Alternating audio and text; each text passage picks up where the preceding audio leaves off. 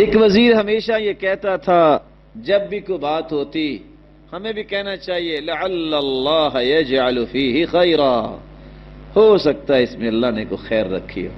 وہ اکٹھے بیٹھے بادشاہ سلامت کے ساتھ تو پھل کاٹ رہے تھے تو وہ چھری انگلی پہ لگی تو انگلی سے خون نکلا یا انگلی کٹی بادشاہ کی، تو وزیر نے پھر وہی بات کی، کہتے ہیں لعل اللہ یجعل فیہ خیرا، ہو سکتا ہے اللہ نے اس پہ بھی کوئی خیر رکھی ہے۔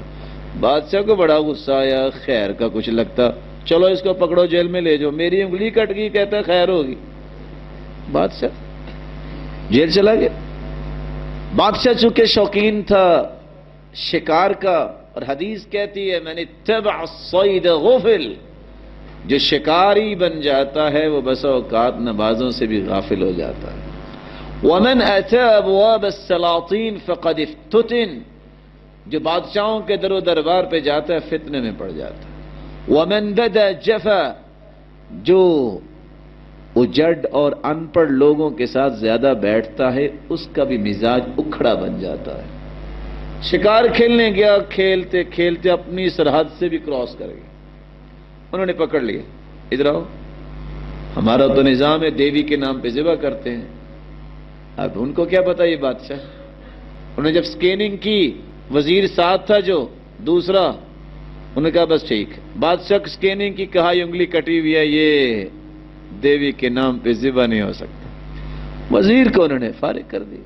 بادشاہ واپس آ کے تو وزیر کو بلاؤ جو جیل میں ہے، اب بتاؤ کیا کہتے تم؟ کہتے لعل اللہ یجعل فیہ خیرا، ہو سکتا ہے اس میں کوئی خیر ہو۔ کہتے ہیں مجھے بھی آج سمجھ آئی ہے، اگر انگلی نہ کٹی ہوتی تو گردن کٹ جاتی، واقعی اللہ نے اس میں خیر رکھی۔ لیکن وزیر یہ تو بتاؤ میرے لیے تو خیر ہوگی، تم کیوں جیل میں گئے، تیرے لیے کیا خیر ہوگی؟ کہا بادشاہ سلامت ہر سفر میں میں ہی تو ساتھ ہوتا تھا، میں جیل میں گیا تو بچ گیا، ورنہ اس وزیر کی جگہ میری گردن انہوں نے کاٹ دینی تھی، میرے لیے بھی خیر ہی ہوئی ہے۔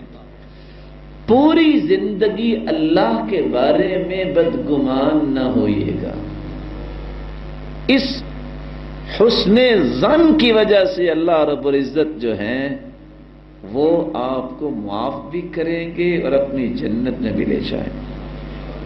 اس لیے کچھ بھی ہو جائے، آپ کو سمجھ آئے یا نہ آئے، آپ کو یہی کہنا ہے میرے رب نے اس میں کوئی خیر رکھی ہوگی۔